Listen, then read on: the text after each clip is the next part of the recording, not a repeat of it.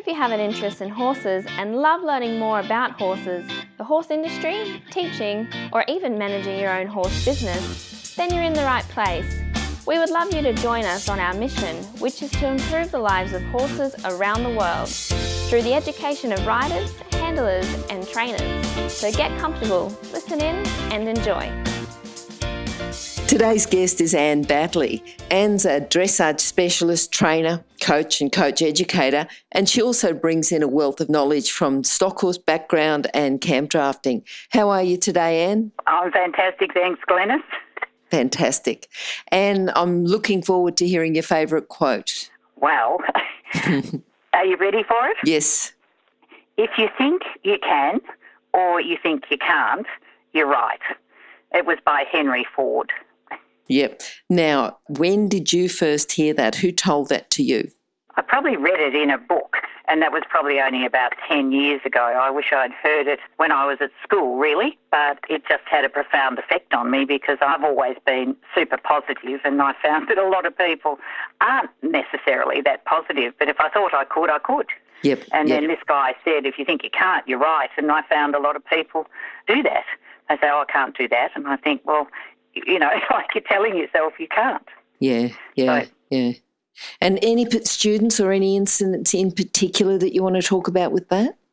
I mean, I can think of it myself and think, yep, I can see that, and you're absolutely correct. But I just thought you might want to bring in a story or bring in something.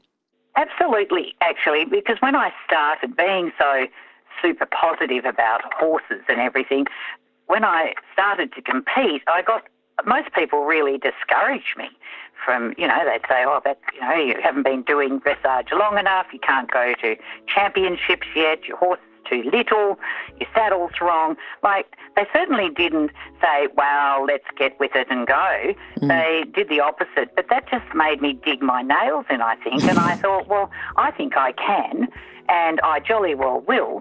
And the interesting thing is that I did, and I was very successful right from the very start. I'm not quite sure how, Glenys, but it just turned out that way. Even in the first year of my dressage, I got invited onto the state dressage squad. And I don't think I had a clue what I was doing particularly, but I was very positive. Okay, well, look, you might even give us, you know, because that's a bit of a different story, but if you can tell us, first of all, how you started with horses, and then we'll go on and talk about how you started with dressage. Oh, God.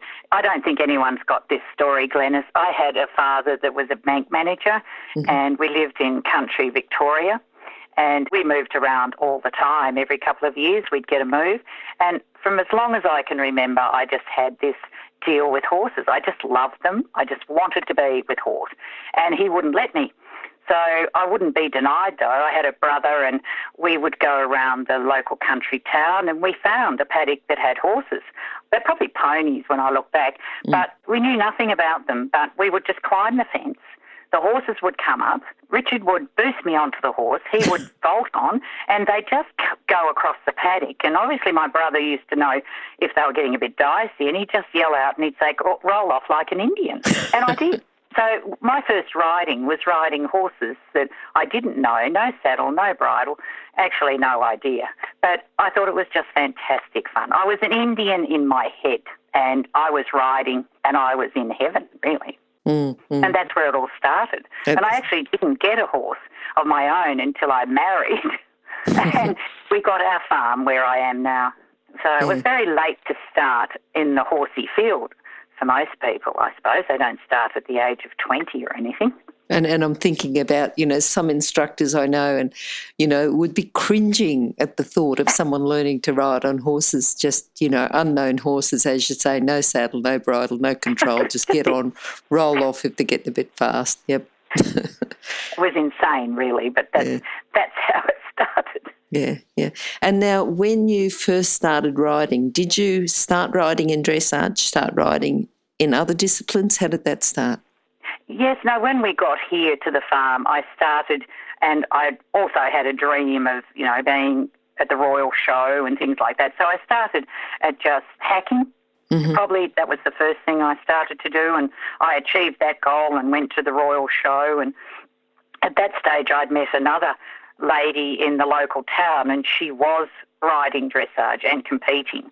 And I watched her ride and I thought, oh, no, this is what I've got to do. I've got to do dressage. And so she really started the ball rolling, and the horse I had was too small to do dressage officially. And I never contemplated doing anything except official and doing well. So that positive mindset.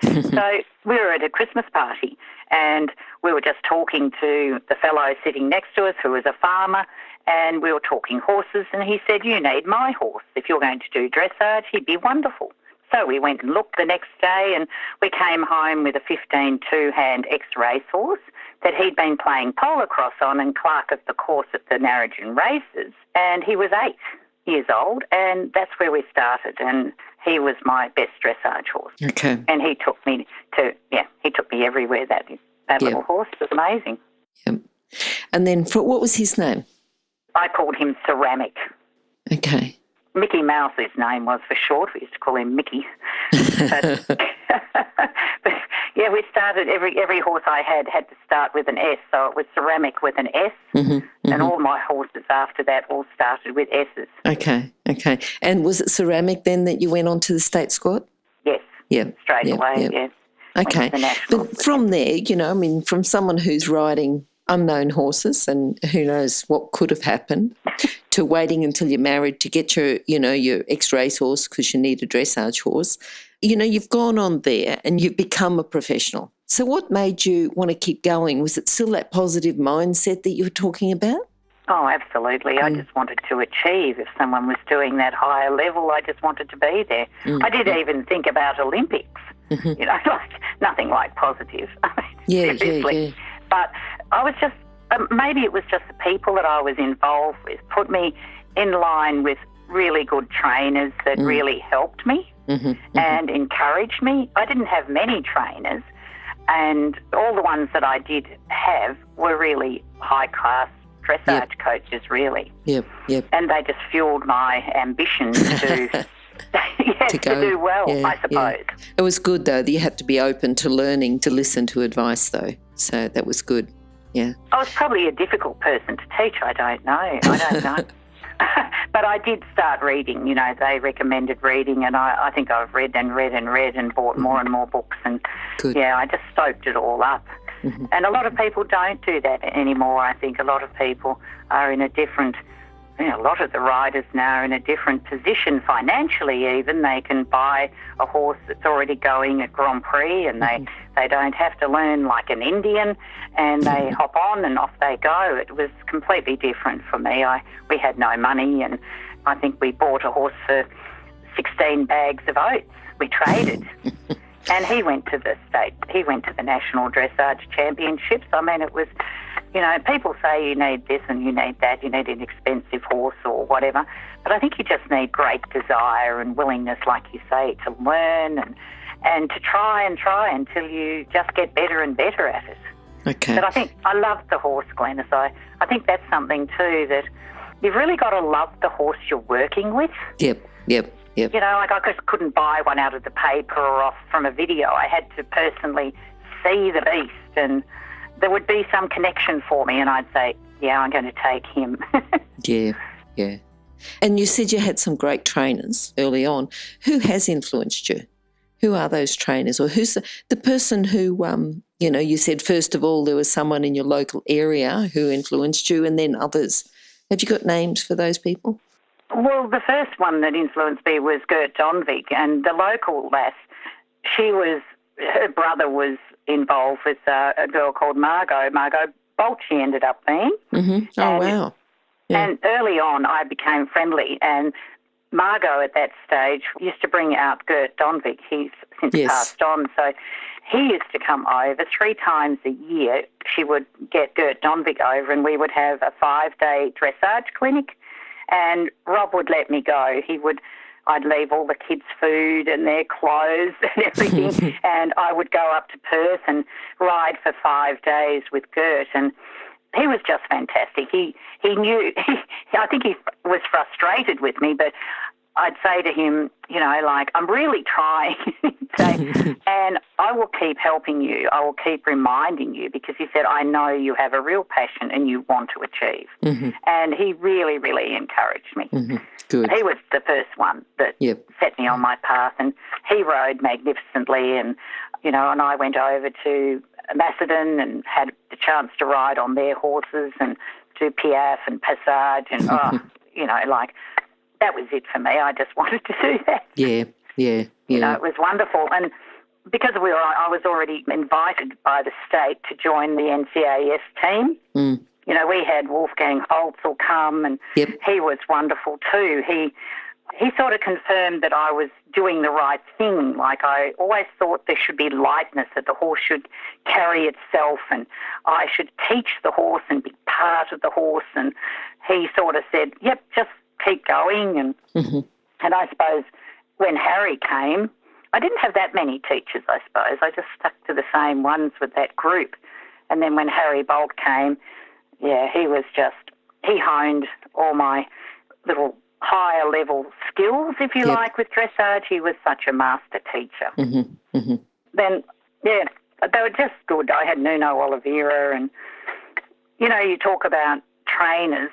In the last 10 years, I suppose, we lived so far away from Perth, and I saw a girl ride that I taught, and she was very difficult, and I'd done my best with her, but I just couldn't get through what I wanted to. And I saw her this day, and she was just as happy as. And I said, who have you been having a lesson with? And she said, I've just been to Steve Brady. Have you heard of him? Yes, I have, yeah. Yep.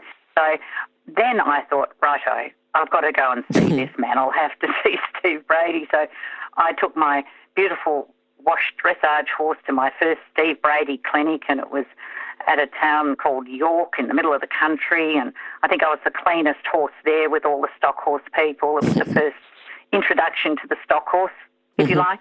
Yes. They were actually quite friendly to me. Good. Yeah, he helped me in a huge way with my horse mastership. I didn't have any idea about that at all, and he just was wonderful with groundwork. Yep. And that probably inspired me then to really do a lot more with that. What sort of groundwork exercises did he use? Everything. Like, he showed me how to do travers, shoulder in, half pass, piaffe, passage, the whole bit. Yep. I could canter the horse around at the end of it on the reins, just over the horse's neck, and do canter pirouettes from the ground. And it was just wonderful. Yeah. Wonderful. Yeah. Good. Yeah. But I find people don't like me teaching that to them. They get very frustrated. Do they get frustrated because they think that they're paying you to teach them how to ride, or because they don't get it? Or no, I think you're right. I think you've hit the nail on the head, really, that I came for you to ride. I don't want to fiddle around on the ground. They just don't see the value of it. Yep. If they've got a sort of very focused goal to go out to a competition, they may not understand the value in the groundwork. Exactly. Exactly. Yeah, as much as I'd like them to, I encourage people to come here and try the groundwork on my horses, because of all these back operations, I've spent a lot more time on the ground than on top of them, and they're really good. Like, anyone can come, and the horse knows all the exercises and the pattern, and they'll start doing it even if you're not. Yes. But you can get a really good idea of what you can teach a horse from the ground and how you can see it, and they've got to know the exercise, and, of course, when they're on top, then I put them on the top of the horse, and if they start the exercise, the horse has nearly done a walk pirouette before they've even thought about it. Not sure that's a good thing or a bad thing. Okay. Now, what's been your proudest moment? I suppose it was really being invited onto the state dressage squad, really, and I never thought that I would be, like, in that field, and then going to the Nationals. We went 3 times. I mean, it took us 4 days to drive across the Nullarbor Plain with our little truck, and I was part of a winning team. That was our best thing we did. I was part of the 3, and we won at the Nationals, and I competed in the Inter 1 with that little horse, that little ex-race horse, 15-2. He was just brilliant, Glenys. He was just the most giving little horse. He would do anything. It was beautiful. And I suppose I read a few books, and I read one, It was by Anthony Pohlman, an English guy, training show jumpers. And he wrote like 3/4 of the book about show jumping was dressage. And his vision was that if you couldn't do up to canter pirouette and sequence flying changes and everything, your horse wasn't schooled enough to be going across country and jumping things, at a gallop and things. So I believed him. And I only went eventing on Mickey when he was already graded FEI and I was doing pre-St George and into one. I thought, well, you're probably ready now. So we started eventing. In my second year, we won 3 events. So I was only restricted novice. Like that's about as far as my courage went. So 3'6" in the old scale was, huge for me. Yep. And we won 3 events, one after the other in that year. And then everyone told me that I had to go up or get out.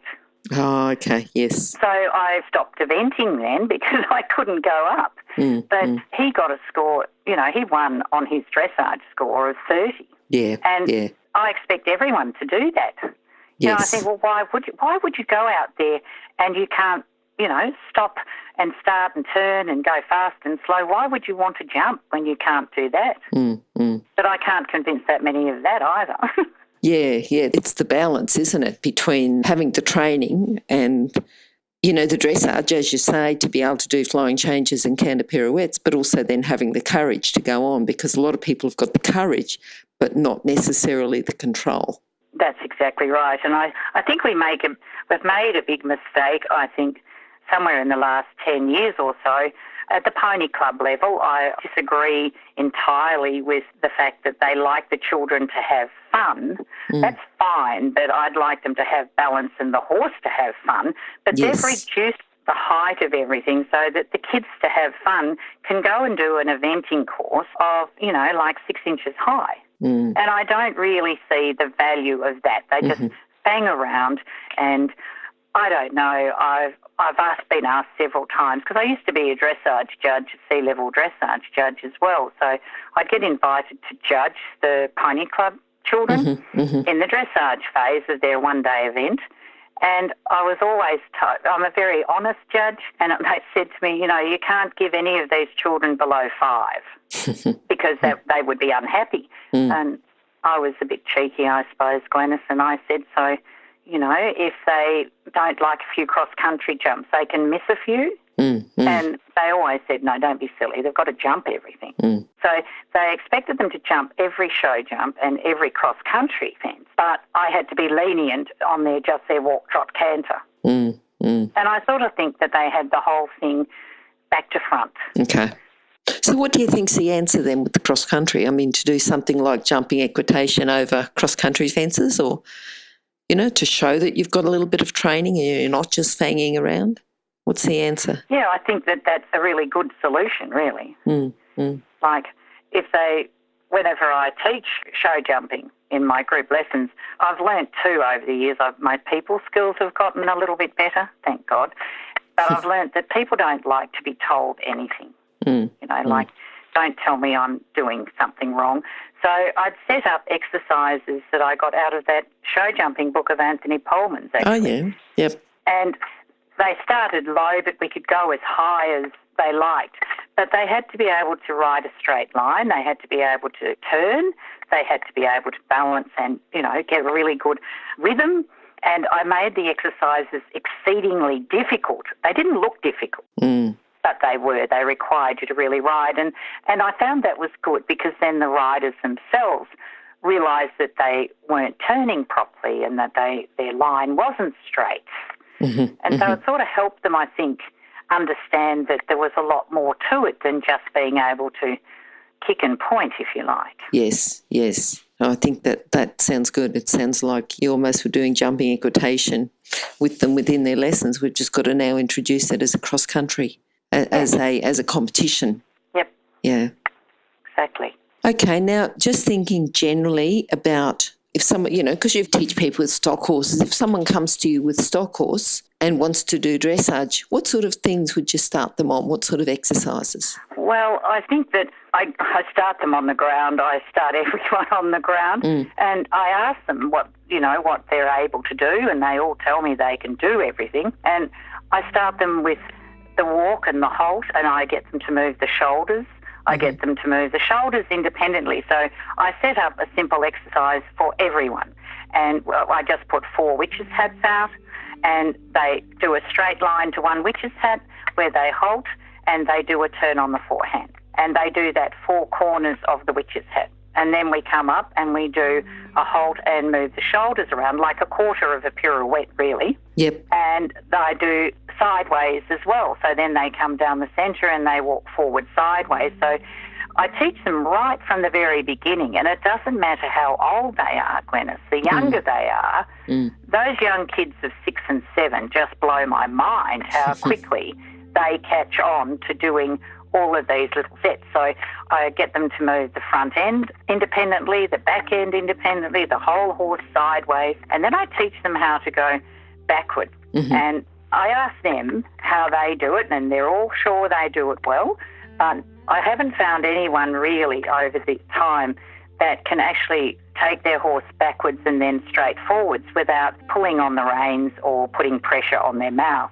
So I've taught them how to do that without pressuring the reins. Like, you can do it with no reins, you do it with your feet and your legs, and I can teach. I don't know what it is, but the horses love the way I do it because it's just horse-like. I think it just meshes with the horse, and everybody gets to do it. Even the young kids can do it, and they don't use any rein pressure. So I do everything that's in a higher level dressage test, and as I say to them, if no matter what discipline they're doing, no matter what they're doing, if they can move their horse forwards, backwards, sideways, then and go fast and slow, they've got everything they need to do whatever discipline. So I start right with that. I found a lot of, probably when I did dressage, they didn't teach you how to do a shoulder in until you were sort of like about to approach elementary, by which time it's really too late. I don't know. There's a lot of problems with people doing it later on. They have more issue than if you teach it early on. Oh, hang on a sec. Let me interrupt to let people know about the horse industry qualifications at onlinehorsecollege.com. If you have a look at the flexible options, there's online theory with practical components that can be completed by video or with a qualified expert in your area. That website again is onlinehorsecollege.com. Thanks. I was going to ask you about the exercises that you do, because you said forwards, backwards, sideways, but sideways using the shoulder and the hindquarters independently. Do you find then, if you use those sorts of exercises, you don't have to teach someone to ride forward and into a round outline because they're already doing it? Exactly. That you don't say, like some people think that dressage is just pulling the horse's head in and that's what they focus on. Exactly. Whereas if they're doing the horse has got to listen to the aids, move the shoulders, move the quarters, a little bit forward, a little bit slower, a bit faster. The horses just come into that outline. Yeah. You're exactly right, that the focus isn't on the head then. And no, you're right. It's on that's listening what to the most aids. people do. They think they've got... I've asked that question, actually. I've said, who do you think is responsible for the horse's outline of the neck and the head? And 90% of the riders say, well, it's mine. I position his head and I hold him there. And that's how they ride. And that's not right. So it's trying to show them a better way that they are responsible for keying the head. I call it giving an aid. I suppose it's a rein aid, Glenys. I think that's missing in a lot of the training, that a lot of coaches do leg aids and seat aids, but no one seems to teach a rein aid. That's just automatic. You just pick up the reins and you put them on the bit.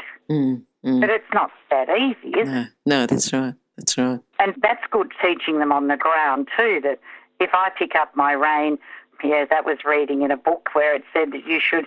the weight of the rein, if you pick up the weight of the rein with your 2 fingers like a cup of tea, the horse should yield his pole to that pressure. And when you do that, they do it. It's amazing. And most horses are so eager to please you. And they learn. It's like, people might say, oh, you're doing neck reining or trick reins or whatever, but it isn't. It's just a cue for the horse. I pick up rein, you drop your pole and carry your own neck, and then I teach them how to bend left and right, again, with just a 2-finger pressure. And over the years I've thought, well, they bite flies pretty quickly. And that's I right. now I now expect them to bend their neck that fast. Like, why not? They can bend to a fly. And I think I felt sorry for my horses over the years, that poor old thing, you couldn't possibly do this or that. But I'm getting to the stage where I found that the less I do, the better it gets. Yep. And what do you think your biggest challenge has been in the whole time that you've been riding? You know, because you've had, I suppose your biggest challenge was your father in the beginning, because he wouldn't buy your horse, you know.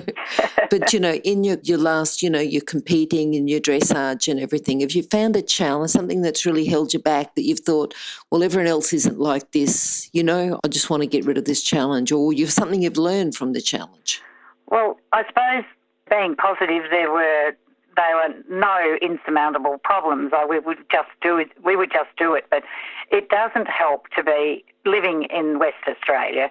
It doesn't help to be living deep in the country in Western Australia either. I was going to say, 4 days to a competition. Yeah, that's a long way. That's it. And, you know, talking about the negative, discouraging bit was that quite a few of the people living in country WA were told, well, if you want to, you know, you really want to compete, then you move east or you move up to Perth. Don't complain about coming up every Friday night to a competition at the equestrian centre. It's a 2-hour drive, that's all. Like, we're not that far away. It's a 2-hour up and a 2-hour back. And my husband, he was so supportive, Glenys. I couldn't have done any of it without his support. And we used to drive up every Friday night, and we'd get home at 1 o'clock in the morning. And if I wanted to stay on the team, that was what was required. But we did it anyway, because that's just part and parcel of it. And I didn't ever want to move.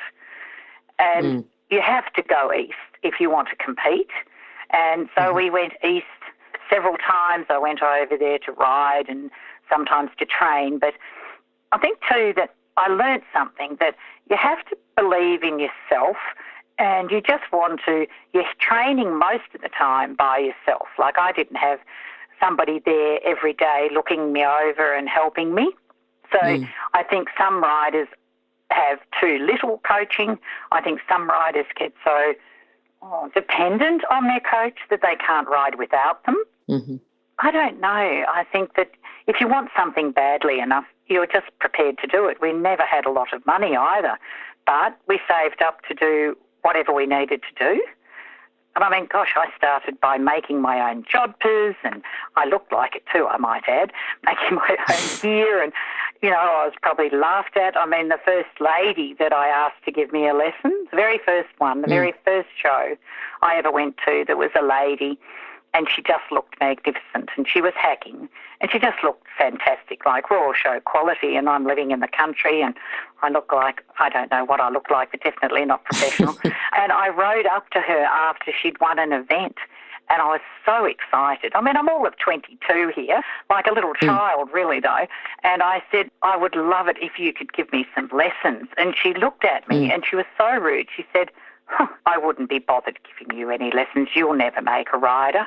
And I thought, whoa, you rude lady. And I thought, I'll show you. And that same day, she went in an event, poor woman, with another girl in a pair of hacks, and the horse kicked her and broke a leg. And she actually never rode after that. Oh, wow. But, wow. You know, that didn't put me off. That just made me more determined. Do it more. Yeah. So I don't know. There was nothing that stopped me. I did whatever I had to do. Okay. Now, you've written a book called Simply Dressage. Yes. Tell me why you wrote the book. The main reason I wrote the book was I was trying to achieve my NCAS level 3, and I had to do a special, I don't know what they call it, but I had to do something that was pretty unique and special, and it had to be 1,000 words or whatever. So I thought, what was the thing that I needed the most as a rider? And it was asking questions of my trainers, coaches, and they didn't give me any answers. They wouldn't answer me. It was like I was an annoying... This is when you were first starting, was it? Well, no, it wasn't even then. I was on the state squad then. They just thought, maybe they thought I knew, and they just tell me to be quiet and do it. But it wasn't enough. I needed something that was a little bit more in depth for me. And so I wrote this book to put it in very simple terms. I thought there's got to be a lot of not naturally gifted riders. I'm not a naturally gifted rider, so I needed a bit of extra help. So I wrote this book from many other books. It's nothing of my own input particularly at all, except for the drawings that I loved. But I wrote it so that I could just put it in very simple terminology for people to help them with a little Bible they could just flip open if they wanted to know how their seat should be and shoulder in or half past their weight. And for a lot of people, that's probably way too above their level, but it's something that they can come back to. And then they open the book and there it is. And I've had a lot of feedback from the guys that have bought the book over the years, and they've all said it's really been simple and it has helped them in a very simple way. So I think it's achieved its purpose, really. I was going to say, within the book, you've got common corrections or common problems and how to correct it. And I try and give the listeners something that they can take away. It might be a common problem that they have, or if they're a coach, it might be a common problem that a student's got. So can you pull one or two of those out and talk about what you see as common problems and then how to fix them? Well, I suppose I've got one of the common faults and corrections I had was with neck bending only. I think there's a lot of confusion about how much you should flex a horse when you're particularly, say, riding a circle. Yep. Most of us have too much neck bend in. So I try to teach people how to have like a straight neck riding a circle. And it's a very peculiar thing to say. But if you draw a circle on the ground yourself or on a board and you draw in the horse, like in my book I have like aerial visions of a horse. Have you seen my book?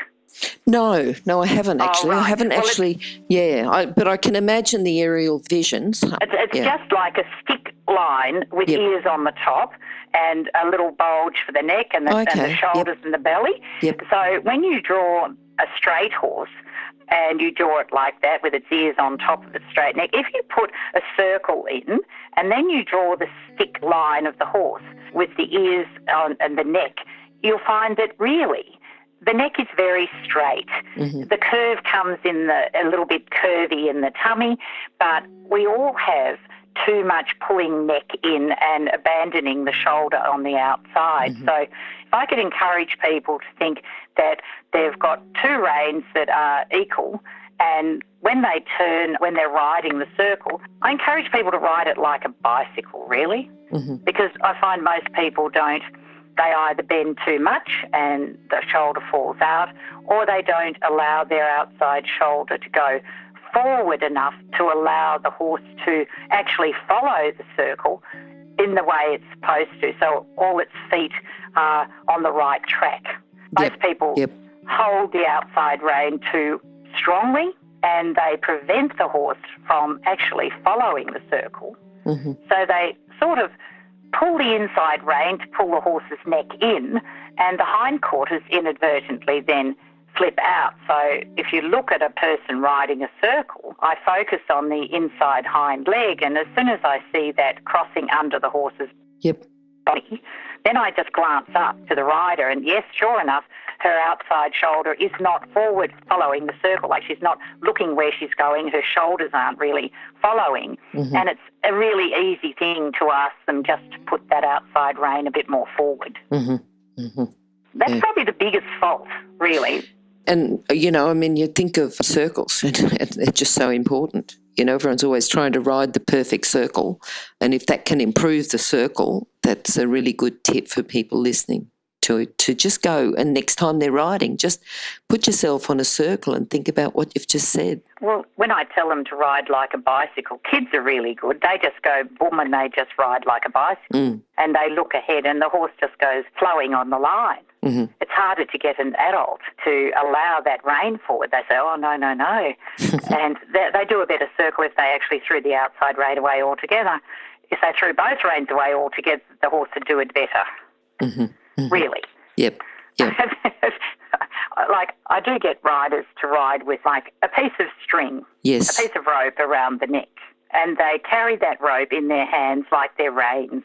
And it's very telling that if you pull back on the rope, you would be pulling back on your reins. Yep. And if you panic and use the rope too much to try to turn, it works against you. So you end up with the guys just sitting and just carrying their hands forward, like really doing nothing and looking on the circle. And if you look where you're going, your weight is in the correct spot without trying to do anything really. Yep. And the horse follows the circle. And if you look down at their neck and you've got no reins that you're pulling, yes, their neck is straight, already. really. Yeah. And it definitely they don't have any tilting face. Yes. And they don't have any neck bend in. Yeah. They just follow the circle. Yep. Yep. But it's hard to do. You've got to have a little bit of courage. Yes. And don't get too frustrated. Yep. Yep. All right. Well, certainly I think that's something for people to go away and think about and do those exercises. Now, what about books? Because you said before that, you know, you've learnt a lot from books. You talked about Anthony Paulman's book, Training Show Jumping. Yes. And you've talked about your own book. Are there any other books that you'd like to recommend? It's probably my Bible, I'd have to say, Glenys. And I don't know whether it's that easy to find now, but it was called The Basics. Okay. Just The Basics. And it was by a guy called K.A. von Ziegner. Ziegner. Okay. And he's an older fella. Yep. And it's a guideline for successful training. And he has the full training tree in there. Okay. And it all starts with relaxation, and I've just loved it. The little book is just about worn out. I've highlighted everything, and it's got stickers all over it. Yeah. I lend it to a lot of people, and it's just it's just a fabulous little book. If people can find it online, I know that a couple of the girls have said that they can't find it now. It's out of publication or it's very expensive to get. But if they can, I think that's a great book for anyone. It doesn't matter what they're doing. It's just training your horse, isn't it? Like it's just educating your beast. Yep, for sure. So that's my favourite book. Good.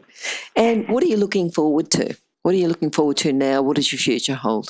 Well, I've had so many back operations, and I'm very, very positive that I would always get back on the horse and compete, which I did for a while, but now I've reached the stage where I think I just have to be more realistic. Yep. So my future now, I want to teach a lot more. I want to show people what they can do with their horses, and I'm training my students now to ride my horses in competition. And I just love it. When I teach someone, Glenys, and I have it happen quite a bit, and they cry at the end of the lesson. I go, oh dear, no. And they say, no, I'm crying with happiness because I've been trying to get this, and you explained it so easily, and now I've got it, and it's fabulous. So the more I can help people, help their horses, and have a partnership with their horses, like I've had amazing bonds with my horses. I really have. I've been blessed to have them. Yep. And if I could do that with other people. So I'd just like to teach an awful lot more. I'd teach every day if I could. Yeah. And do you think that you explain things more simply because you learnt to ride as an adult? No, I think I only explain it simply because I learned to ride as an Indian, and I have no idea why people want to pull these reins so much. And I don't understand. I think that... Yeah, I don't know. I just believed I could. I just believed in my head that I could. So I think that believing you can do it is, I don't know. I don't know what was different about me, but I think I believed too much about the Indians. They rode out there and they carried their bow and they had their arrows. So reins were not there. And I've been to Europe a lot. Like we led tours to the World Equestrian Games. Yep. Several times, and I've been through several museums and I've seen an awful lot of stuffed horses, Glenys. Stuffed horses. I didn't see a single stuffed wife, but they had stuffed horses, and their horses had to be like 100%. They went to war on these horses and they trusted them, and they all carried spears and shields. So way back then, these guys trained their horses better than we do today. They used their feet and their leg aids, and their horses were willing and they were forward. We're trapping too many of our horses with this. The hands are the big problem with the reins now. They're, like you said at the beginning when we were talking, that people think it's the head that they've got to worry about. It's not the head, it's their balance and their communication and their love for their horse. Yep. I'm a bit different. No, I think it's been good. It's been quite refreshing. That's good. Now, can you just sum up your philosophy into a lesson then, just so that our listeners have got something to think about and, just go over during the day? Okay, if I had to say something, I'd say that when they do things with their horses, I've always thought in a very simple way that I like to ask my horse to do something, like I ask him to bend his neck to the left, and then if he doesn't quite get it, then I show him how to do that. But I'm not rough and I'm not hard with it, but I'm very effective with it because we have to ask and we have to be effective very quickly, otherwise we're not very good teachers or leaders. But I found a lot of people probably tell their horse to do it. Like, it's just a different attitude of body. They tell them, bend, and they're quite assertive and they're, you will bend. And then if they don't, they'll jolly well make them. So I'd like people to ask their horse gently and then show them how to do it, but be effective instead of making and telling them. And just less is best. If they do less, it's better. Good. All right. Now, Anne, how can people contact you? Well, probably best by, we don't have mobile range here where we are on the farm, so probably our home landline is a good way, or just email. Probably the most. Yeah, email is best probably. And those details will be available on your podcast page, which will be horsechats.com/Anne Battley. And also, Anne, I'm going to put some details there about how they can get your book as well. Okay. If they go, I've got another website and it's attached to our farm website and there's an equestrian page on it. So the website is just www.gelfrofarm, which is GELFRO farm, all one word, .com. Now, if they go into that, there's an equestrian page, and down the bottom of that they'll find the book, and they can and down the bottom there's a button they can click and just order the book and send me an email with their address and I can post it out. Go from there. Perfect. All right then, Anne, thank you very much and hope to catch up with you again sometime soon. Well, thank you very much, Glenys, and have a great day. Thanks. You too. Bye. Oh, wait, before you go, if you're an equestrian coach or a riding instructor, or even if you aspire to be one, have a look now at the free video series for horse riding instructors. It's on horsechats.com. Remember that our comments and instructions are general in nature and do not take into consideration your individual horses or your individual ability and circumstances. If you enjoyed this podcast, then please leave your comment below.